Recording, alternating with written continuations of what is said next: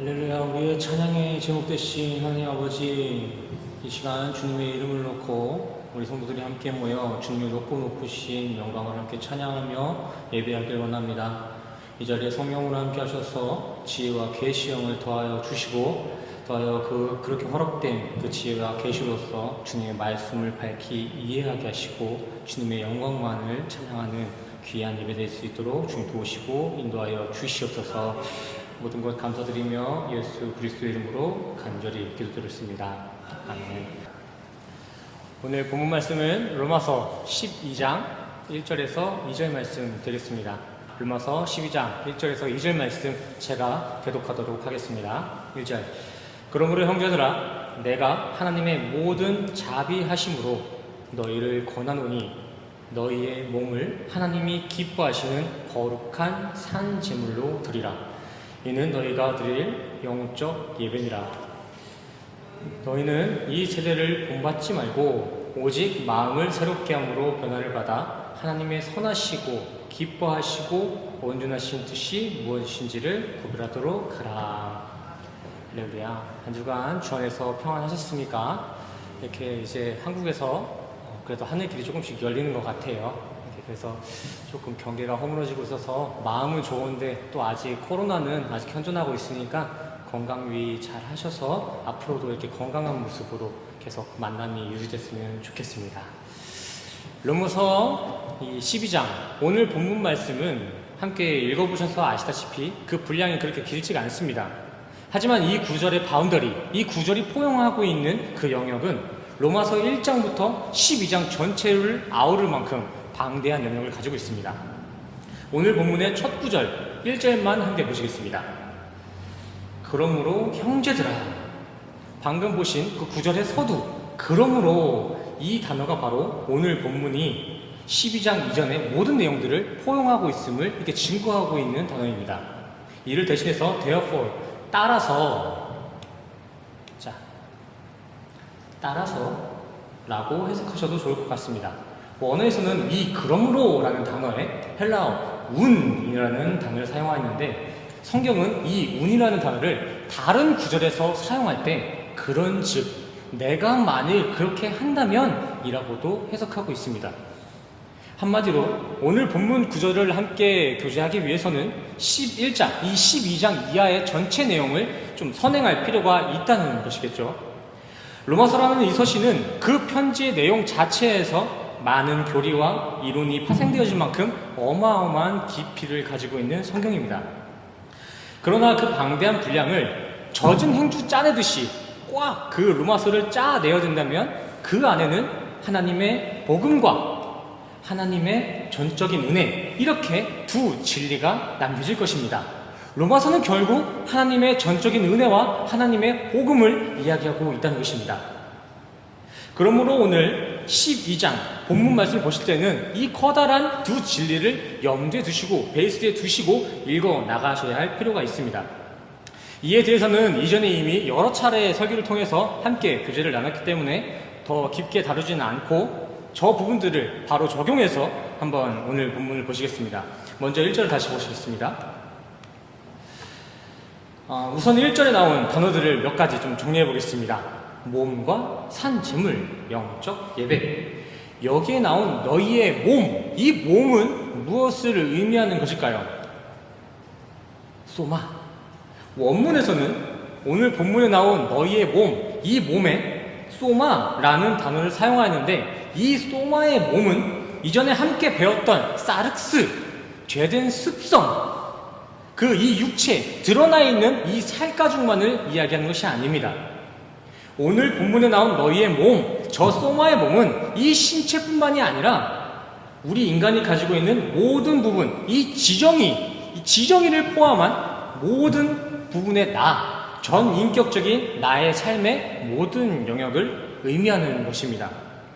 성경의 방대한 지식과 탁월한 통찰력을 가지고 있는 그 유진 피터슨 목사님도 자신의 성경, 유진 피터슨이라는 목사님이 계신데 그분이 성경 하나를 번역해 놓은 게 있습니다. 그 성경이 바로 메시지 S인데 그 메시지 S에 유진 피터슨 목사님께서는 이렇게 번역해 두었습니다.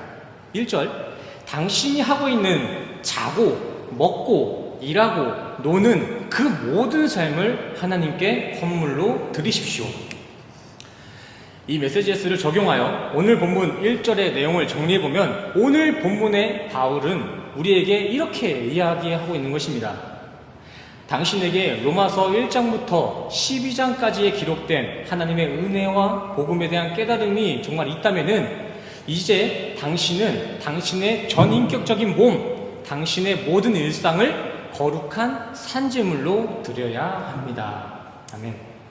자, 이렇게 소마를 살펴보셨고 이제 다음 거룩한 산제물을 한번 보시겠습니다. 뒤시안, 조산, 하기안.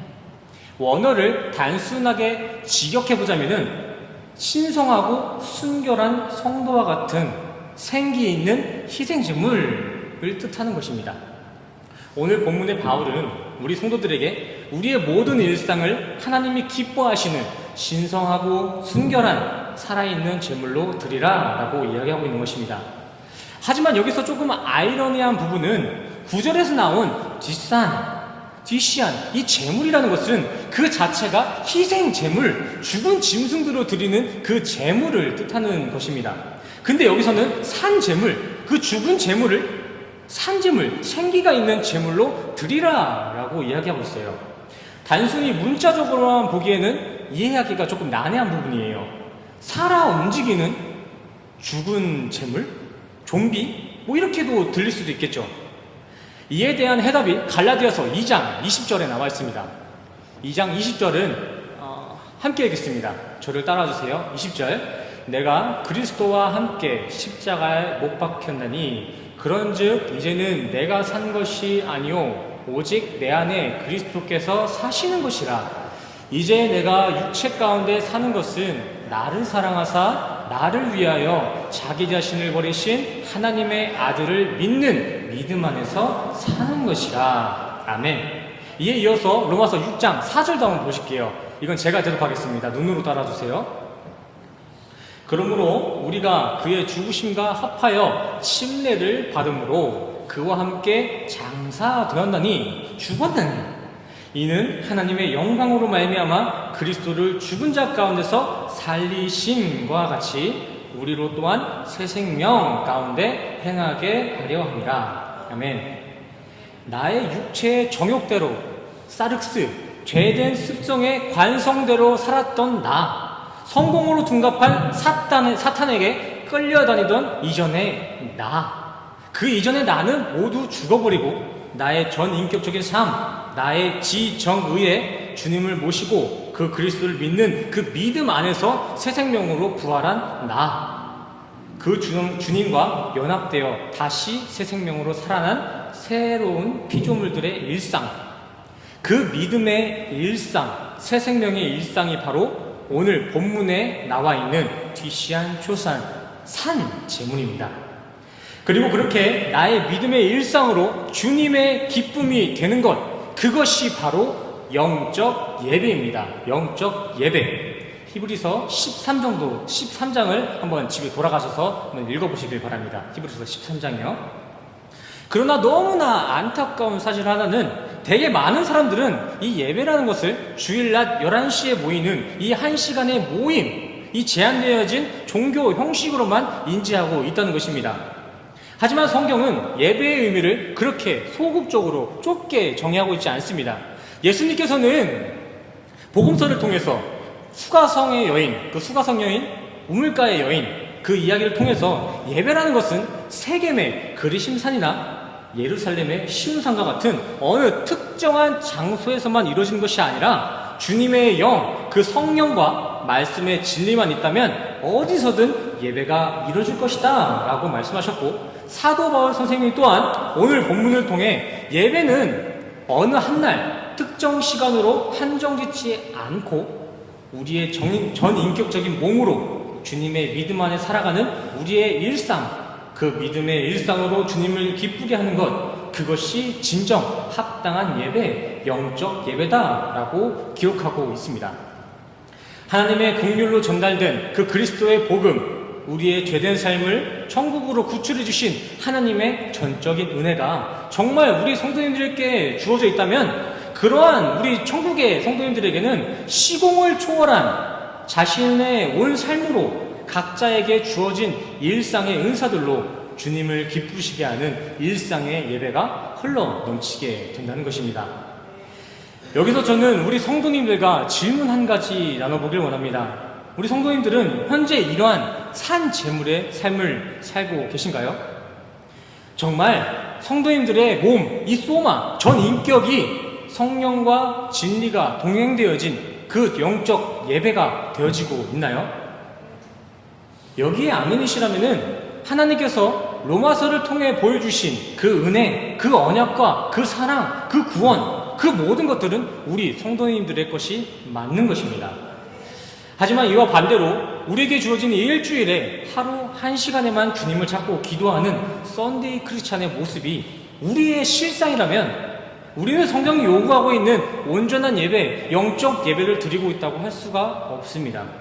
물론 바쁜 일상 가운데서도 우리의 꿀같은 이 일요일 휴식을 뒤로 하고 이 자리에 나와서 예배드리는 성도님들의 열심, 피곤해도 졸음을 이겨내가며 설교에 집중하는 성도님들의 성실함 또한 주님은 기쁜 예배로서 기뻐 받으시겠지만 이러한 부분적인 예배만으로는 오늘 본문에서 말하고 있는 하나님이 참 기뻐하시는 산 제물의 영적 예배를 온전히 감당하고 있다고 말할 수가 없습니다. 일상의 예배라는 것이 너무 각박하고 이게 부담스럽게 느껴질 수 있습니다. 아니, 주일날 하루 내가 쉬지 못하고 여기에 와서 예배드리는 것도 되게 벅찬데 일상 가운데서도 매일 예배를 드리라고? 참 부담이 될 수도 있습니다. 매일? 하지만 우리 이 성도, 우리의 직분, 이 성도라는 이 직분 자체가 메타노이아, 주님께로 돌아온 자, 세상에서 유턴하여서 주님께 돌아온 사람들의 그 정체성이 바로 성도입니다.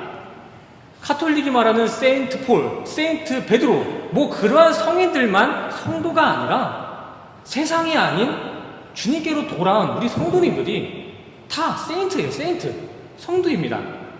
자신의 삶의 동기, 그 삶의 이유가 세상에 있지 않고 하늘에 있음을 아멘하는 자들, 그러한 사람들이 바로 성도입니다. 성도. 이 말은 뜻은 예배가 없는 세상의 일반적인 삶에 되려 나는 부담이 되고 되려 영적인 것이 결여된 세상의 일상 속에서 각박함을 느껴야 하는 것이 바로 성도라는 직분입니다. 매 시간 제가 성도님들께 말씀드리지만 성도라는 이 직분과 신앙생활은 어떠한 직업이나 취미, 문화생활 정도가 아닙니다. 신앙생활이라는 것은 결코 간단한 게 아니에요. 신앙생활은 우리의 생명을 두고 결단해야 할 인생의 축복이자 연단의 제목입니다. 이런 중대한 성도의 신앙생활에는 반드시 그 신앙생활에 합한 심판의 보응과 은혜의 보응이 기다리고 있습니다. 우리 성도님들의 지금 이 열심과 사모함 절대 헛되지 않습니다. 비록 길어야 81생이라는 짧은 삶 가운데 주어진 이 신앙생활이지만 그 신앙생활의 그 결단은 결코 짧은 대가가 아닌 반드시 영원한 것으로 보응될 것입니다. 부디 우리 성도님들은 이 성도로서의 정체성과 예배의 의미를 가슴 깊이 아멘하셔서 이 땅에서의 그 행복뿐만이 아니라 하늘에서까지도 이어지는 축복의 대상, 은혜의 보응이 되시기를 간절히 소원합니다. 이어서 오늘 본문 2절에서는 이렇게 영원한 보응의 대상, 축복의 대상의 삶에 대해 더 선명하게 이야기해 주고 있습니다. 너희는 이 세대를 본받지 말고 오직 마음을 새롭게 함으로 변화를 받아 하나님의 선하시고 기뻐하시고 온전하신 뜻이 무엇인지를 분별하도록 하라.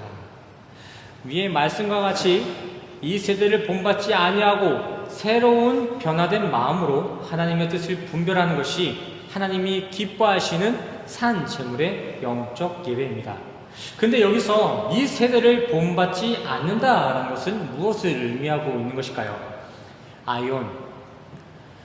헬라어 개념의 이 세대는 단순하게 이 시대 자체를, 내가 이 시대 자체에 살고 있는 것을 부정하라 이런 것이 아니라 이 시대가 진리라고 주장하고 있는 거짓 기준들, 세상의 풍조에 따라, 세상의 유행에 따라 나를 변형시키지 말아라. 그 시대의 풍조에 함몰되지 말아라. 라는 메시지입니다.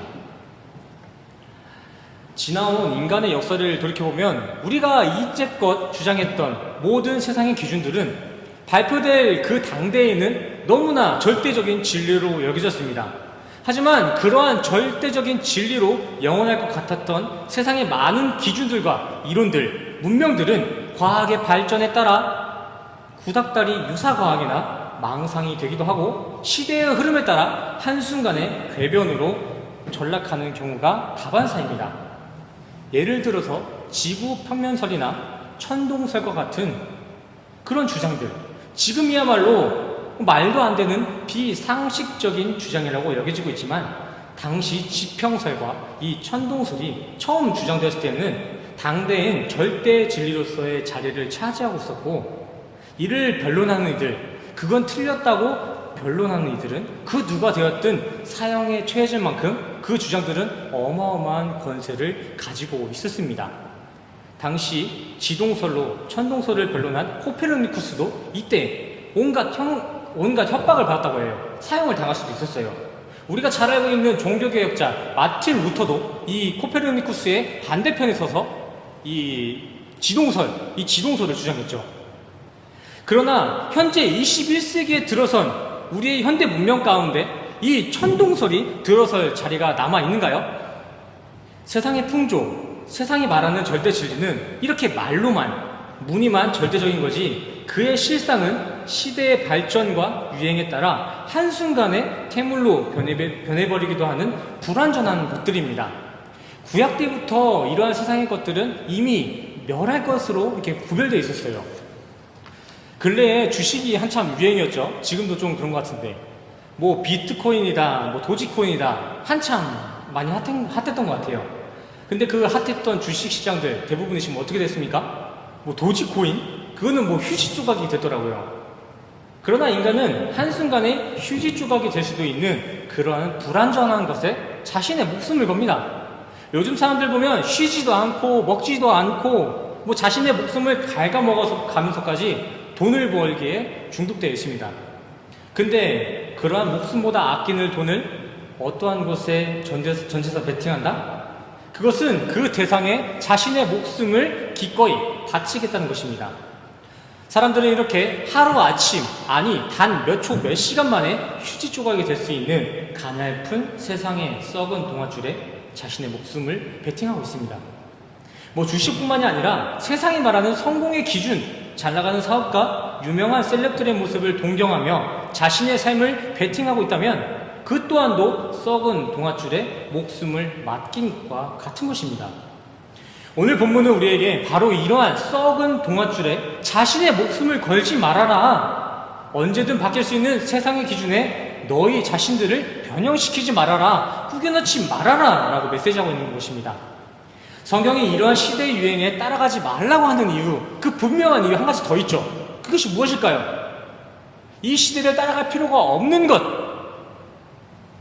성도들에게는 이미 하나님의 형상을 담은 아름다움과 구원을 품어낸 소망의 부요함이 있기 때문입니다. 우리 인간은 매 삶에서 성공을 외치고 부자가 되기를 갈망하지만 우리는 이미 성공한 인생입니다.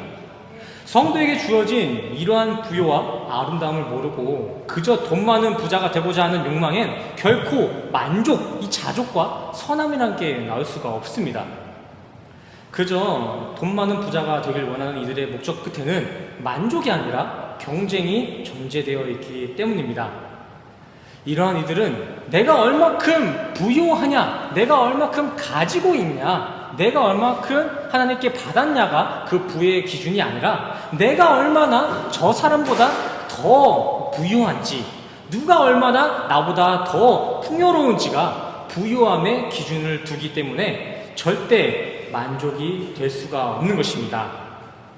저는 얼마 전에 책을 읽다가 60억 지구 인구에서 이 절반이 넘는 인구, 30억이 넘는 그 인구들이 하루를 150회소로 연명하고 있다고 하는 글을 봤습니다.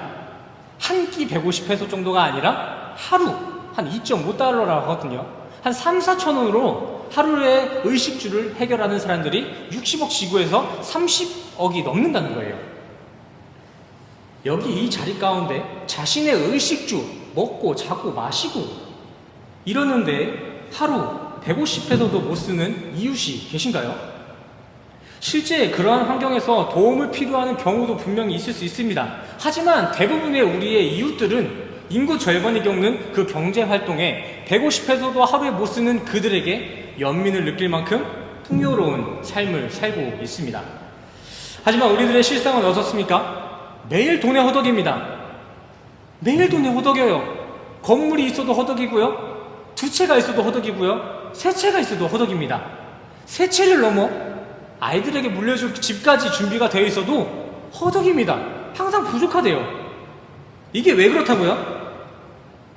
우리의 풍요가 자기의 만족이 있는 것이 아니라 상대의 부를 짓밟는 그 우월감, 그 폭력성에 맞춰져 있기 때문입니다. 저의 친구들 또한 요즘 얘기하는 거 보면은 아주 숨이 턱턱 막힙니다. 요즘 통장에 1억 없는 사람이 어딨냐요? 1억 모은 거는 어디 가서 뭐 자랑도 못 한다고 하더라고요. 이렇게 애들 얘기하는 거 보니까. 하루 생활비 150회소에 어떠한 그 우월감을 느끼다가 1억 미만의 그 연민을 느끼니까 참 기분이 저도 안 좋아지더라고요. 우리 성도님들에겐 돈으로 결코 살 수 없는 구원이 풍요롭게 무르익어가고 있고 어느 누구와도 비교할 수 없을 만큼 아름다운 하나님을 닮은 형상이 우리에게 이미 주어져 있습니다. 경쟁 속 그 우월감이 아닌 주어진 일상의 풍요로움으로 주님 앞에 일상의 감사를 고백하는 우리 모두가 되기를 간절히 소원합니다. 우리의 일상으로 감사하고 예배하는 것, 이것이 바로 우리에게 이 세상의 질서가 주어진 근본적인 이유입니다. 전도서 5장의 말씀과 같이 이런 세상의 부요함, 이 세상의 것들은 주님이 주신 대로 감사히 사용하면 되는 것입니다. 부자가 나쁘다, 거지는 좋은 거다, 이런 게 아니에요. 청빈이 최고다, 청빈하세요, 이 말을 하는 것이 아니라 주신 것은 감사히 사용하면 되는 것입니다. 하지만 그 부요를 주님이 아닌 경쟁 구조에 맞춰놓은 인생, 이 세대를 본받은 인생은 결코 산재물의 삶, 영적의 삶을 사는 것이 아닌 것을 반드시 기억하시길 바랍니다. 하나님이 기뻐하시는 말씀에 합당한 삶, 영적인 예배의 삶을 살기 위해서는 우리는 이전에 가지고 있었던 세상의 기준으로 이미 딱딱하게 굳어버렸던 그 딱딱한 마음에서 벗어나 에스겔 11장에서 나오는 주님이 주시는 말씀을 행하는 그 부드러운 마음, 그 새로운 마음으로 변화받아야 될 줄 믿습니다. 마지막으로 오늘 본문의 바울은 우리에게 분별하라 라는 명령을 하고 있습니다. 명령입니다. 명령. 분별하실래요? 분별하길 바랍니다가 아니라 분별하라.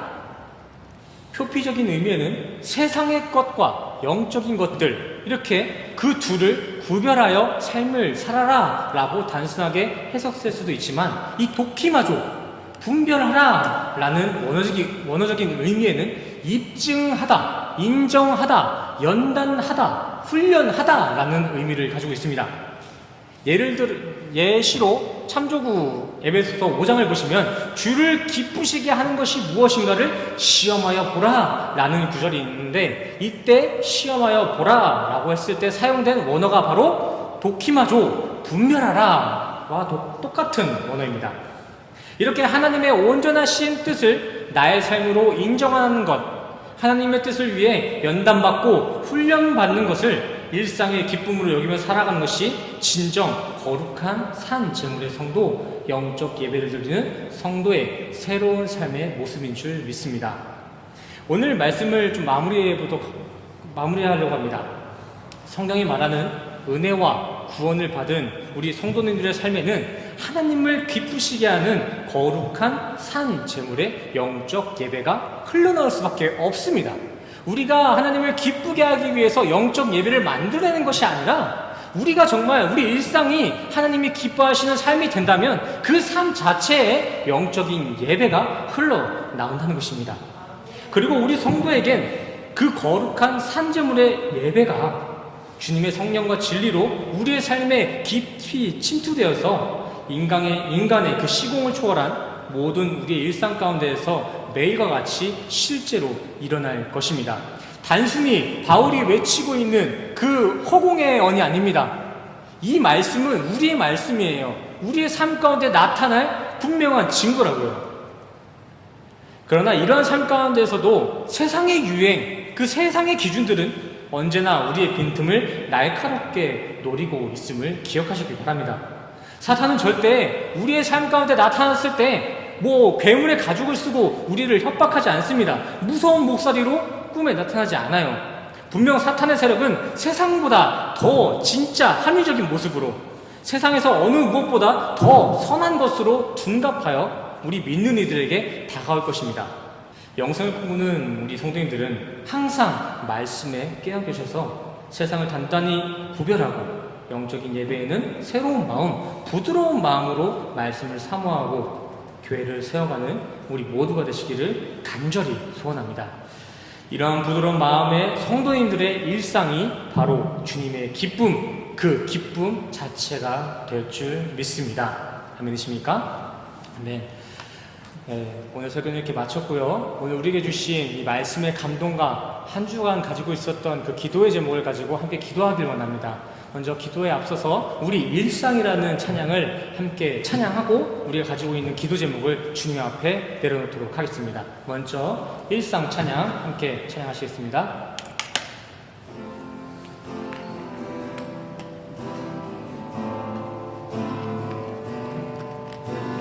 가사를 이렇게 묵상하시면서 찬양할게요. 나를 보낸 사람.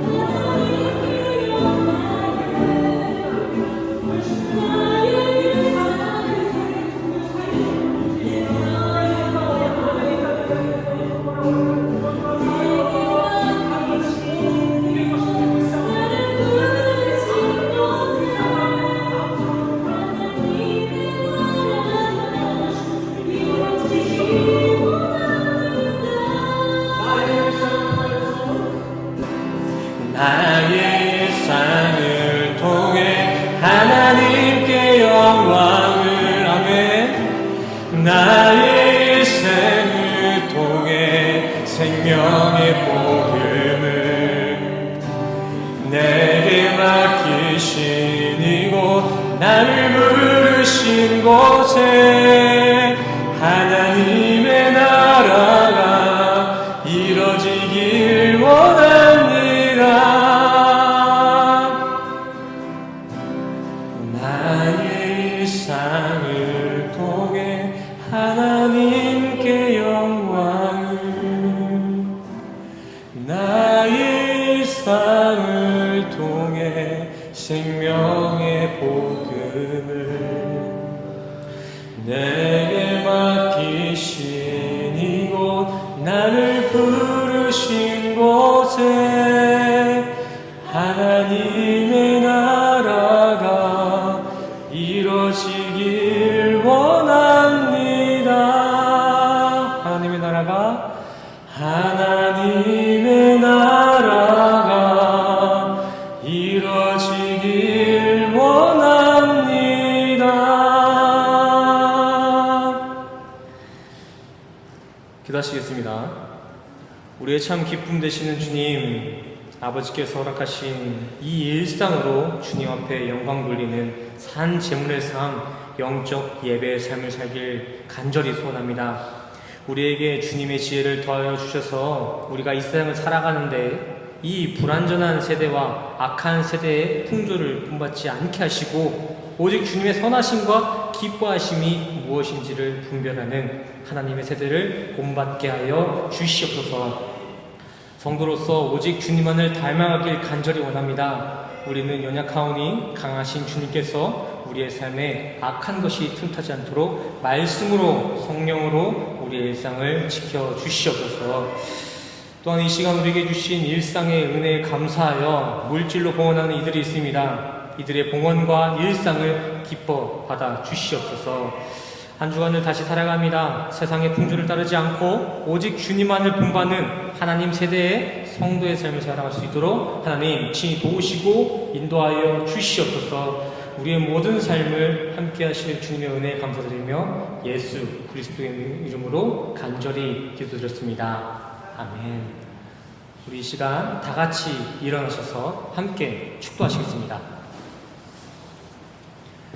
다 같이 일어나셔서 가슴에 손을 얹으시고 함께 축복기도 드리는 시간 갖겠습니다. 축도하시겠습니다. 지금은 우리 주 예수 그리스도의 은혜와 주님께서 완성하신 그 십자가의 사랑과 주님의 일상이 지금 이 자리에 모이신 모든 교회된 우리 성도님들의 머리머리 위에 지금으로부터 영원까지 함께 하시기를 간절히 축원하옵나이다.